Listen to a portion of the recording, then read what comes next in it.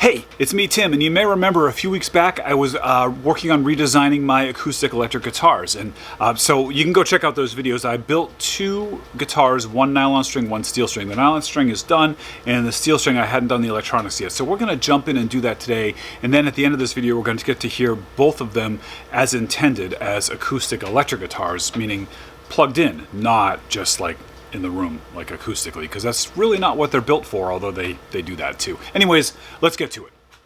Besides the typical piezo electronic system that acoustic guitars have, which this one has as well, I wanted to add a magnetic system, and this time I thought I'd mess around with another sliding, moving pickup with a $2 bill foil and the simple metal bracket, because I'm a glutton for punishment. So they work on different impedances and whatnot, and so what I've done in the past when I do this, which is what I'm going to do on this one too, is basically run two separate electronic systems with a toggle switch between them. So you can toggle to just the magnetic pickup, or you can toggle to the piezo and use all your traditional acoustic guitar stuff as you're used to, or you can put the switch in the middle and use both, and so you can like blend their volumes, or you can make one a little louder, and so like that's all I've done before and it works fine. But what I wanted to try was another sliding pickup system, because I don't know why I keep doing these things. They're not good ideas, but I had this idea of doing this little sliding system with this metal frame, and so I thought this would be a fun guitar to do it. You might also remember that this is the guitar body that I tried to do some shaping on, and so I like arched it back here, but I didn't really do it the way I wanted to. It kind of came out crappy. So you'll notice as I'm working that this guitar has like an arch to it, and it's not because it's collapsing under the string pressure, it's because I intentionally put it there like a moron. So anyways, so using my center square, I found the center line of this guitar, and I need to cut a slot for this wire to go through, and that should be pretty much all I have to do, and then I can mount these steel plates. And so this is, I want to make this slot pretty skinny, and I don't really have any router bits, I don't think, that are skinny enough to do this, so I think I'm just gonna maybe use this as a guide and cut it with a saw. But first I stuck it down with some CA glue and tape to make my own two-sided tape, and wait till you see the saw I chose to use. Probably not the best choice.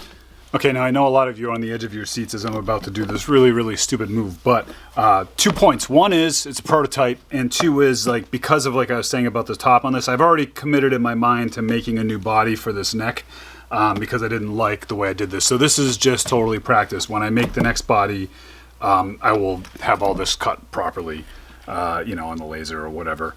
But yeah, man, let's see what happens.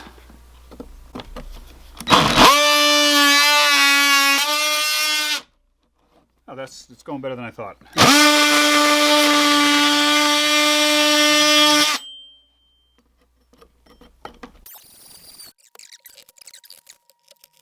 I didn't know I was going to do this when I built this guitar. I'm totally riffing. It's all jazz, man. So, you know, like I said, in the future when we do this for real, I'll obviously design around this slot. My thought was that this would give me like a more consistent sort of feel, and also because I'm pinched down in the corners, it would be providing some tension on there. So I think I'm gonna just rivet this right on there. Because I didn't plan for this when I was designing the body, there was one spot where I needed to put a screw in because the hole actually went into the bracing, and so the screw would work nice for that. But the other spots, there was nothing there, so the rivet seemed like the best way to hold it still.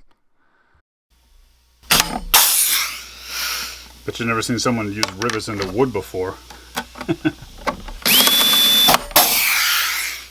So my other concern was that I would be able to twist it like this and have it pop out. I think we'll be okay. I think that cord in the middle is enough to keep that from happening.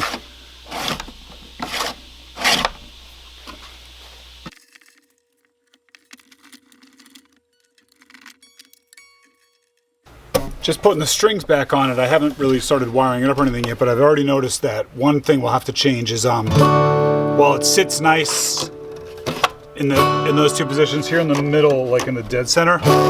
Here, I don't know if you can hear it or not, but listen. Hear it rattling a little bit.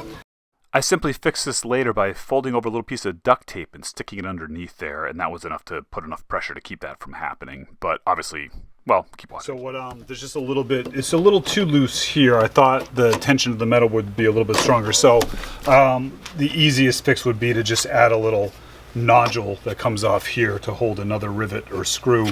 Nope, the duct tape was way easier to just make the pressure a little bit more even. So you know. Those are the kind of things that I wanted to do on this guitar so I could design something better for the next one. So I have the piezo run here, but I have to run all the electronics, and of course I have this handy dandy little back plate that should make it not too difficult to wire this thing up. I think I'm going to put an end pin jack on it, so that would take care of that. Fishman in here, and then put 2 knobs here and a mini switch to toggle so we can do volume tone and toggle between the 2 electronic systems. And I think that we should have plenty of clearance here so we won't have to worry about seeing anything through the hole, though in the future I would probably redesign this hole if I decide I want to keep them there. I like the idea of keeping them off the front end pin jack, and so the front would, well, I mean, besides this big metal bracket with a pickup in it, would still look pretty tradish. I think I can fit them all in here. With the strap, I think we'll be okay. We can put a little bit wider than my mini square flanger, so we'll go to my bigger one.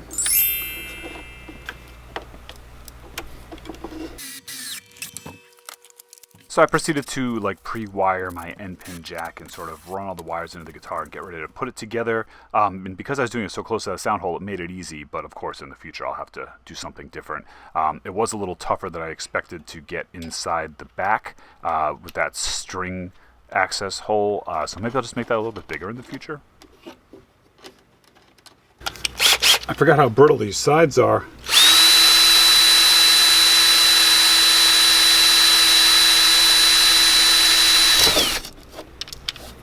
It's like just busting them out, but I was planning on making little rings to say what each thing does anyways, so now I have to.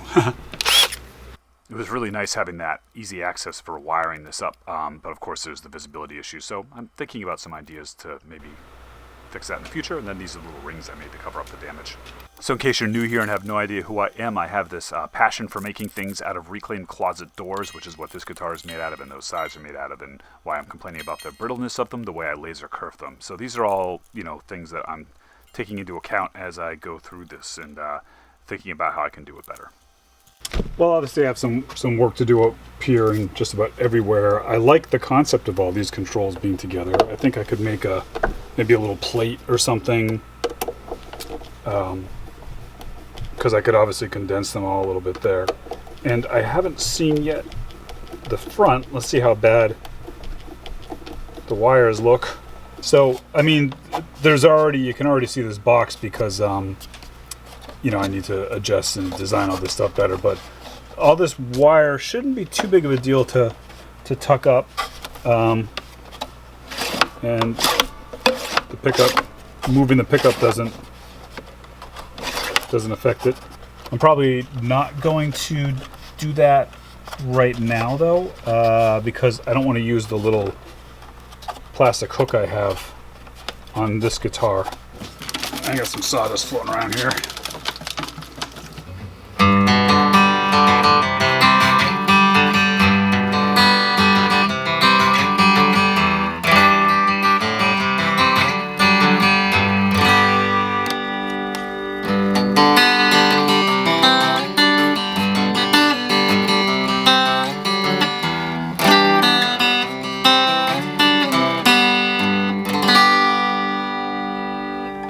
So the first time was the piezo, second time was the magnet, and you know, this whole sliding thing, I keep trying with the sliding pickup thing, and I just keep deciding it's a waste of time because every time I do it, I find myself messing around with the different positions, and I always find one position that sounds better than all the rest, and I just leave it there. So it's no different with this. We have like, I mean, we got a little bit of vibration right now because of the loose bracket.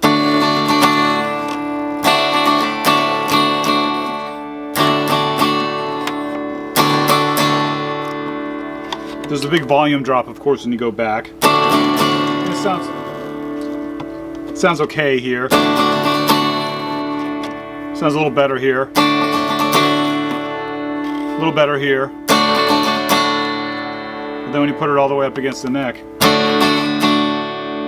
it sounds perfect. So why bother moving it around? So I'm not going to waste my time with this anymore. I'm just going to mount it where it belongs.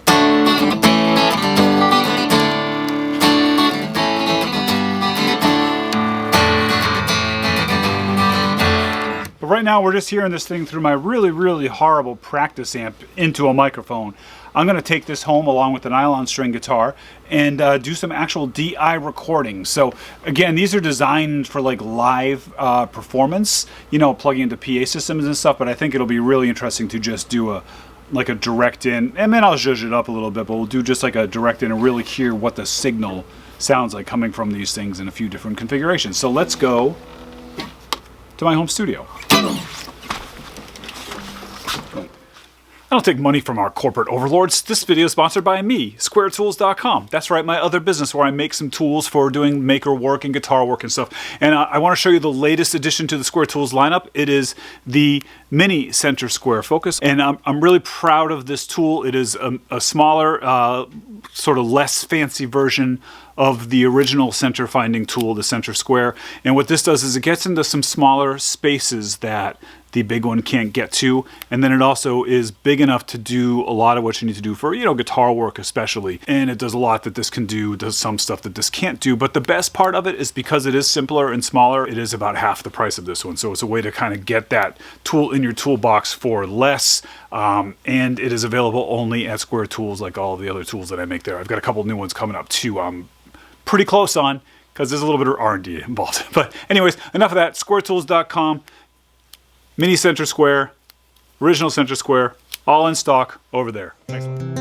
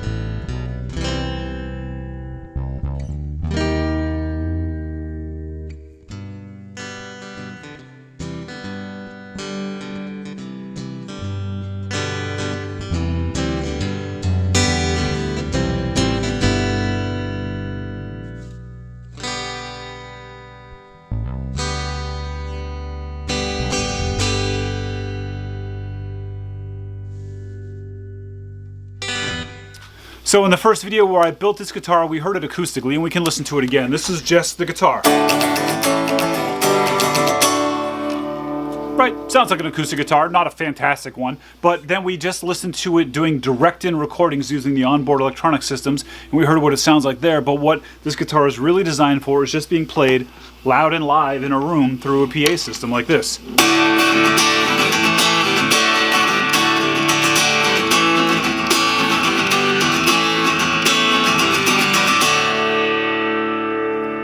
That was the piezo. Let's try the magnet.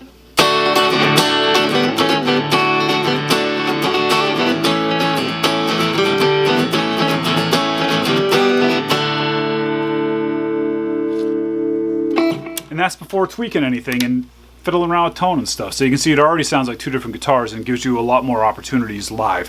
After messing around with these for a couple months now, I'm pretty pleased with the nylon string guitar. I think it sounds good by itself. I think it sounds good plugged in. I think it plays good. I think it's comfortable. And I think, like, I'm pretty happy with that. But the steel string one still has a lot of adjustments that need to be made. So obviously, like I mentioned, I did this bad bracing idea that screws up this whole body, which already, resigned me to making a new body for this neck, which I'm excited to do because I've learned so much more since then. So what I've learned is that this whole moving pickup thing is nonsense and not to waste my time with it. So now if I just make the pickup sit in one place, I can design for it. And then I can, that frees up options for like maybe putting the sound hole back in the more traditional spot, which then frees up options for putting the controls up top without being able to see them through that top sound hole. So there's a lot of thought that's going to go into that, as well as I do think I like this arm cutaway. I think I want to keep that even though it's a lot of extra work. It does make playing an acoustic guitar more comfortable. But I definitely got a little bit too thin, I think, for this as a steel string. I think that it needs to have a little bit more volume, thickness to it, which will make this arm cutaway even that much more necessary in the future. So next version of this body, I'll just use the same neck again because I think it feels great. But the next version will be the same detachable neck and adjustable thing and all that. Better constructed body, a little bit thicker, and a little bit more thought out with some of these changes. So I'll be doing that here on this channel sometime in the future. So subscribe if you haven't already, and that way you'll know when it happens. All right, back to work. Be good.